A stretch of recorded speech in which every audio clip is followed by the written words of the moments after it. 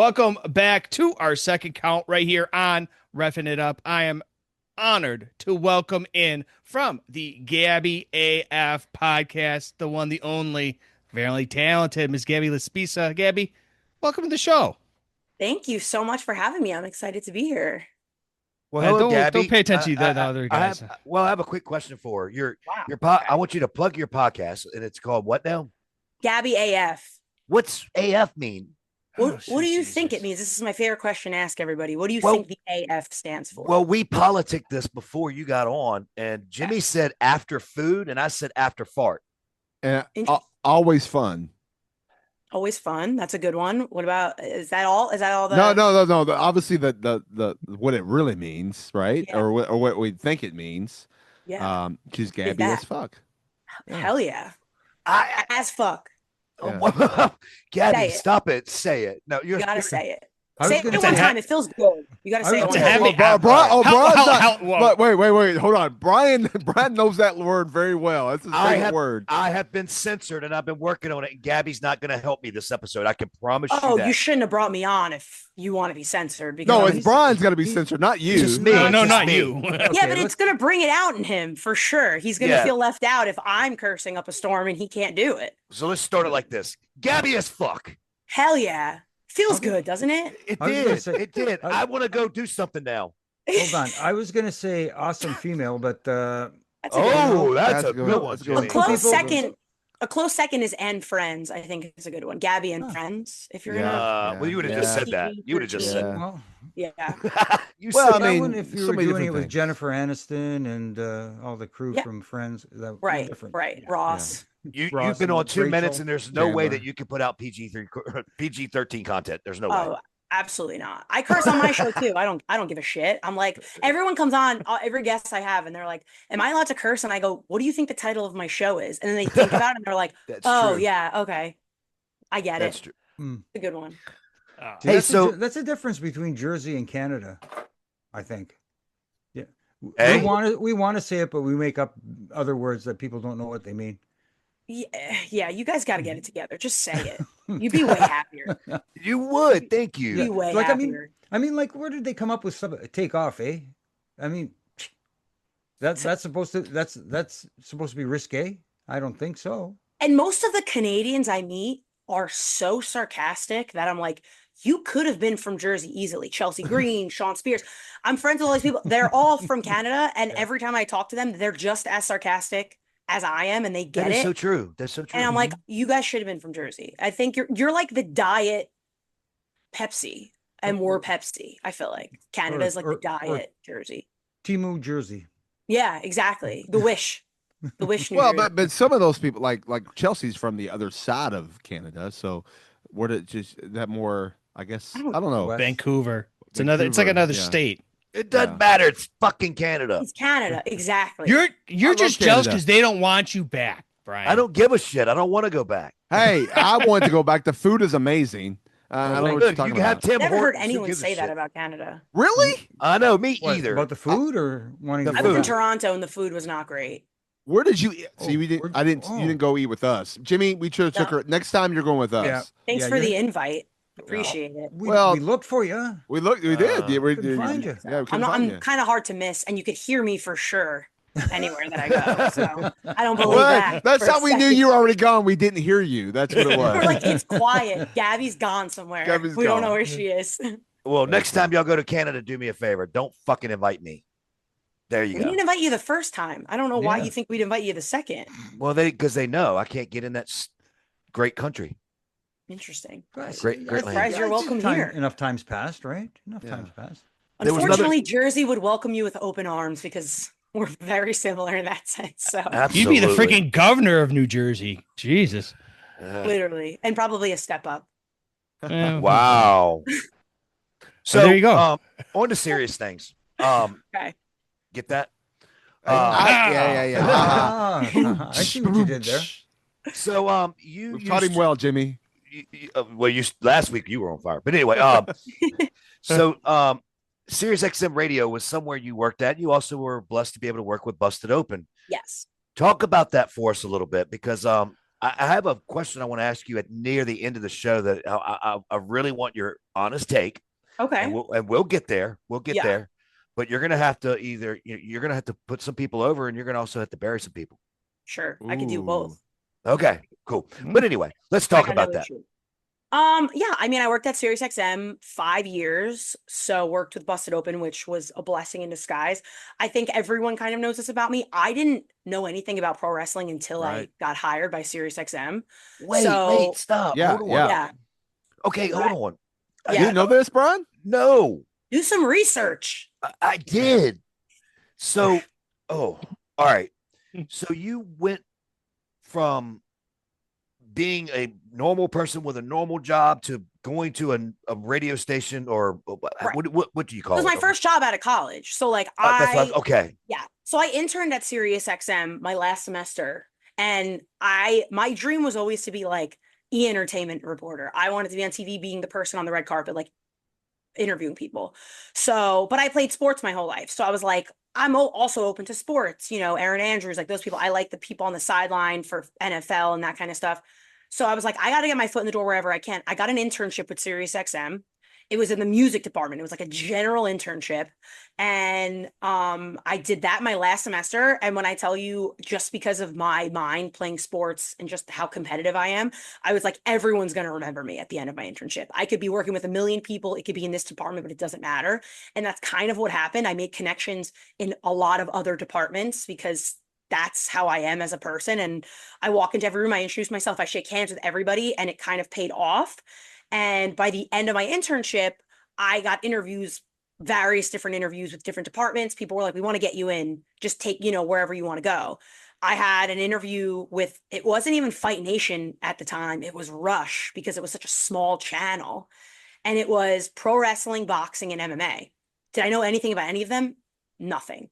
But I got lucky. It was a small channel. The hiring woman was a woman. She was like, we're a very small, like we have a small team and we have no females, but I love everything about your personality and who you are. And like, I think if you come on, you could work hard and really kind of get into it. And that's exactly what happened. So I had an interview on a Friday, got hired on a Monday. And I remember thinking like, should I even do this? This is nothing like I want to do. What am I like, but you can't say no to your first job offer out of college because you're an idiot if you do that, because then they'll never offer you a job again. So I was like, you have to say yes. And I was using this as I'll politic this myself and get in with the entertainment department or something. Like I'll just do a good job, get my foot in the door. And I worked Busted Open. And my first day, first of all, I was like the fastest person to learn the board that they had like ever seen because I'm All right, no, crazy. wait. All right, Gabby, hold on 1 second. Sure.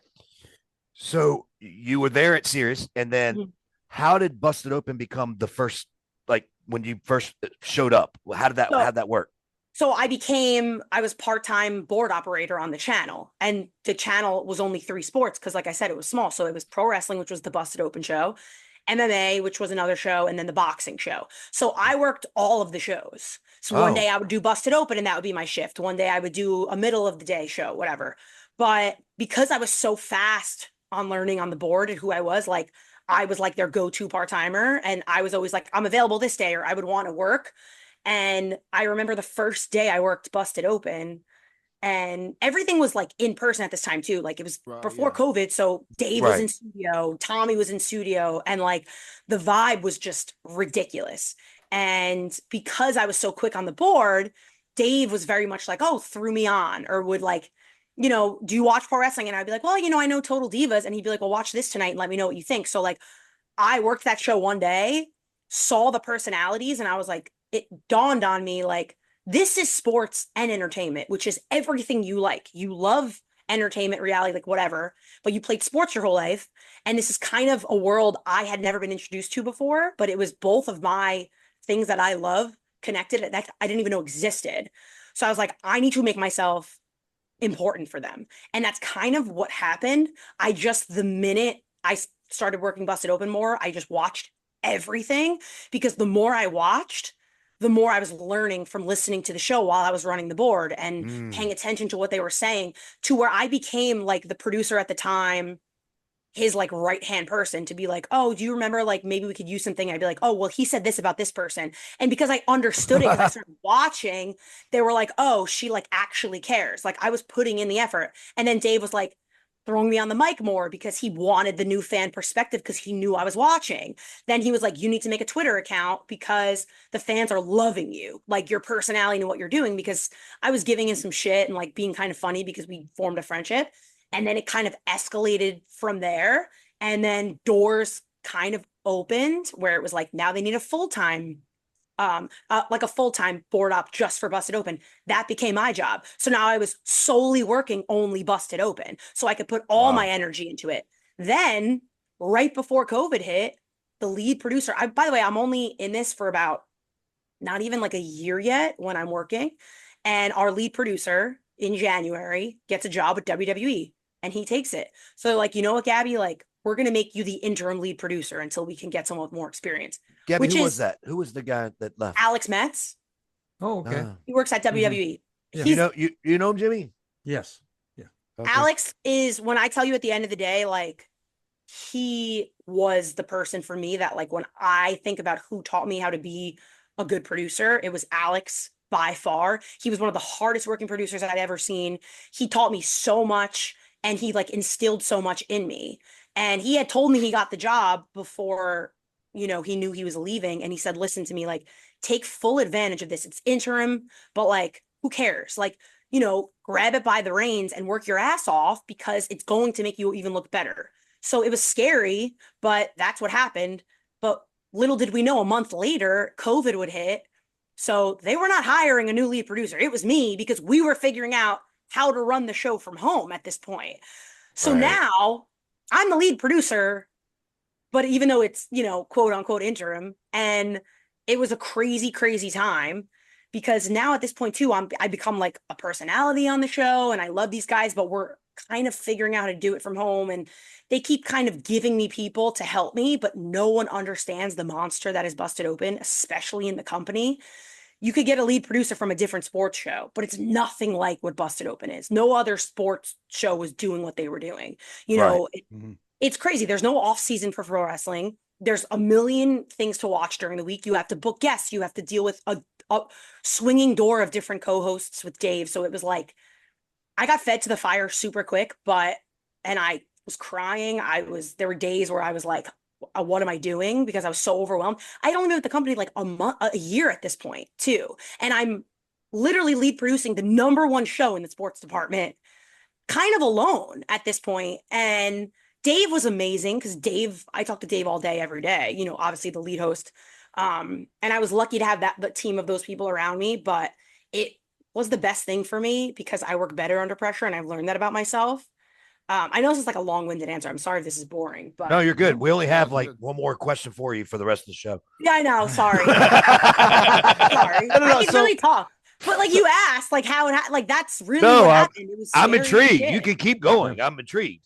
Yeah, I mean, it was scary as shit. Like, I'm not gonna lie, it was the hardest thing I've ever done, but it was the best thing I could have ever done because I don't get uncomfortable in like live situations. My brain works so differently now because of it, because live radio is a whole different beast than people even understand. Like, you know, you have to be quick, but you can't freak out. You have to be relaxed because if you freak out, your hosts freak out. So it's like, I had to learn a lot of things and I kind of was on my own in learning it. But that's why I think I am where I am now because of all that happening. And I love Busted Open. They were like, the hosts there were like my family. We talked, Dave was like, when I tell you I say he was my best friend because we talked all day, every day. Like it was a lot. That show is a lot of moving parts to be a lead producer. So because you're not there, I know my guys are digging at the bit. I'm sorry, guys.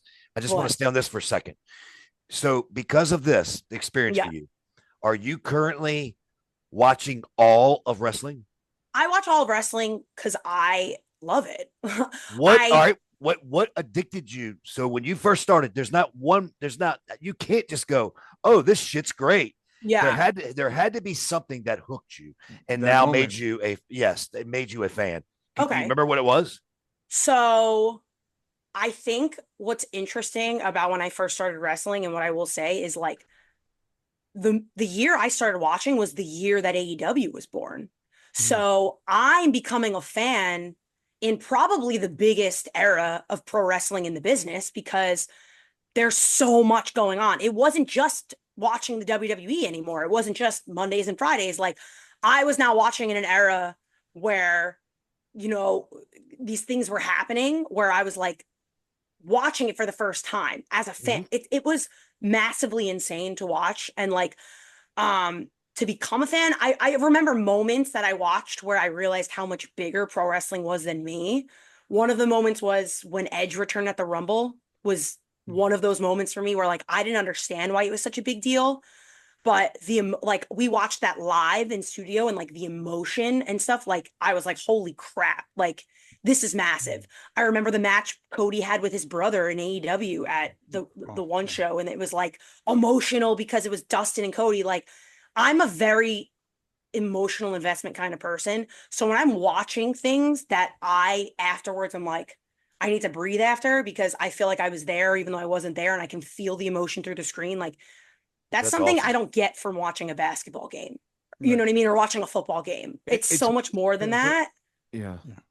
It's one of It those was things cool. too. We talk about emotion take you on a roller coaster. Like I still think in my mind the greatest women's match of all time is Becky, or not sorry, Becky, but a Bailey versus Sasha Banks at Yeah. Takeover in Brooklyn. Yeah. Because like the emotional roller coaster they put me on, like me watching it, you know, and I have a young daughter, way younger at the time, and I'm thinking about like she's tune watch. I'm thinking about, man, this is like what they're doing and what's going on. Like just and granted, there's been probably, and I'm using quotation marks, better matches since then, but it was the emotional roller coaster they took me on during that match. I mean, I literally I never wanted to cry after watching a wrestling match. I wanted to cry. I was so emotionally invested. I wanted to cry.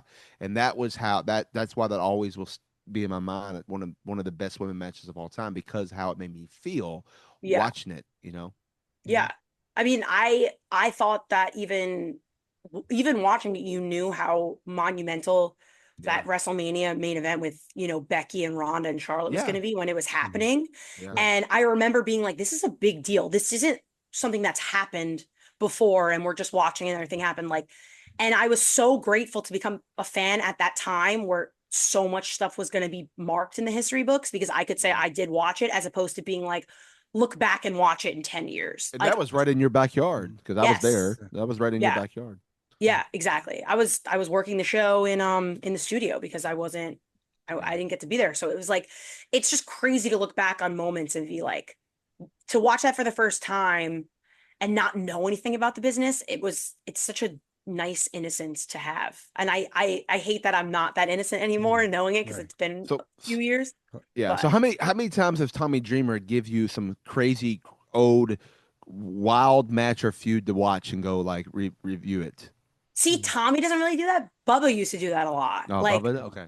yeah, I remember or Bubba, and like Dave too, because Dave is just like Tommy, where like because he's such a fan.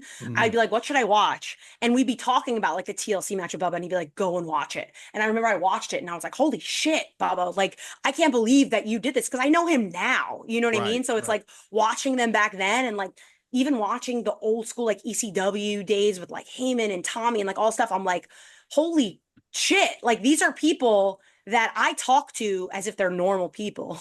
Right. Like every day, and I'll be like, get on Zoom 5 minutes earlier. I yell at them. And Gabby, then they're normal guys. We're all they're normal. normal guys. I don't know about normal's not the right word. Normal's not but I mean, like for me, when relatively I speaking, they're normal. No shit. My first time meeting Mark Henry, he was in studio, and everybody was so excited. They were like, oh my God, Mark Henry's here, world's strongest man, like blah, blah, blah. And they're telling me, right? And this was like the beginning of me working, busted open.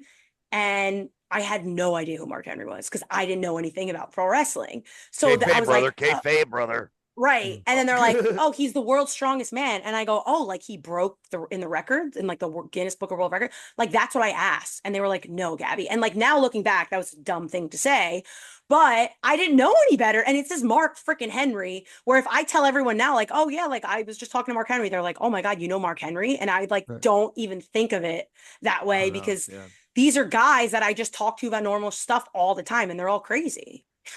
So they gave you an education into pro wrestling. Yeah. I know. Has anybody offered to actually take you into the ring and show you exactly how Yeah. it feels?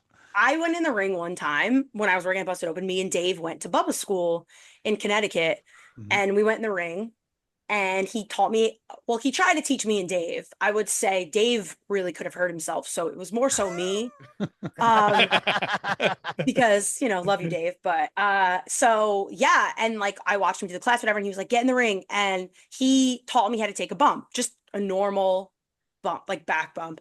And it maybe took me like 30 minutes to do it correctly. And I'm so happy that I got in the ring that one time because it's insane, like what they do, because the pain I felt the next day just learning how to take a bump was absurd. And I'm like, I understand, like it's way more than people even realize what these guys are doing. Like I don't even know how they do it. And honestly, if I wasn't working Busted Open at the time, I would have loved to like go all in on it and like been like, I want to do this because it's so addicting when you do it. And when you get one thing right in there, it's like, oh my God. But I'm so crazy and I'm so competitive and I played sports. Like, if I can't give every minute of my life to what into it, like I wouldn't want to do it. And Busted Open took over my life. I wouldn't have had any, like, it wouldn't have been possible for me, which kind of sucks. And I wish I knew about wrestling earlier because I would have done it. Like, instead of soccer and basketball and all that shit, which I love. But like, if I knew about wrestling earlier, I think I really would have tried You to get talk in the about ring. sports all the time. You're talking sports now. So what did you play? What did you excel in? What were you good Soccer. in it? Soccer. Soccer. Why'd you say it like that? Oh, because Oh, it's like you're By it's the way, like talking. thank you for returning. You were gone for 5 minutes, so I appreciate Gabby. I just said to you, kayfabe, brother.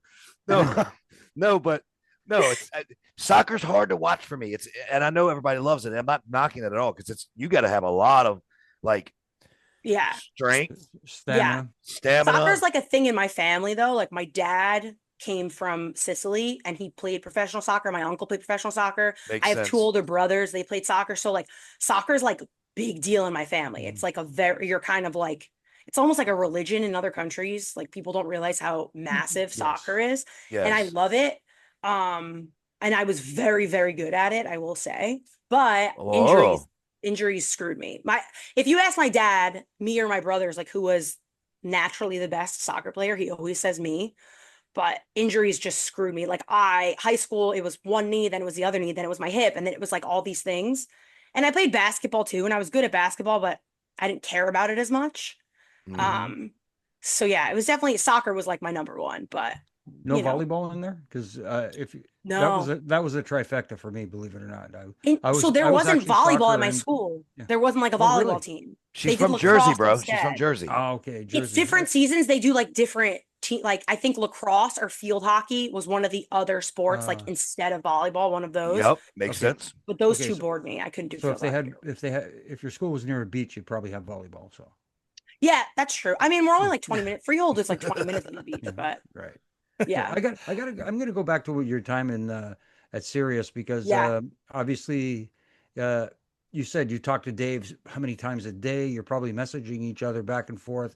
Yeah. Not Dave specifically, but if you can say, what was probably the weirdest DM you've ever gotten after a show or episode? And did you respond and how? Her eyes just went. I Because Mm. you know. understand the weird DMs I get every day, I like could only I can only imagine. imagine. Yeah. insanely weird. If I You might get one from me after we're done. I'm just kidding. oh, I'm I kidding. have I'm you kidding. blocked, so it's fine. Okay. Um, I'm not even following you. it's funny though. Yeah, I know it's true. I'm kidding. I mean, weird. I definitely get weird ones. I will say, like, it's so funny how I don't I don't know how to explain it. Like weird for sure. Everybody wants to see my feet, you know what I mean? Or like if you're a girl and you Wait a know minute, anything, it's like you got you got DMs the from but Tony Atlas? oh my God. I've met Tony Atlas. Very nice guy, by the way. Love No, he him. is a nice guy. Yeah. But it's always I always get weird ones for sure about like, weird just because if you're any female probably that likes pro wrestling, all of them are Yeah. going to come out of the woodwork, you know what I mean? Like you don't even have to be anything special. But it is funny, like I do think once I started getting a lot more opportunities in wrestling, um the trolls come out where they're like, you don't even know anything about pro wrestling. You're not even that hot. You're just a fan. I know way more about you. Like, why are you getting these opportunities? Like crazy people like that, which those are more funny to me because they always follow me.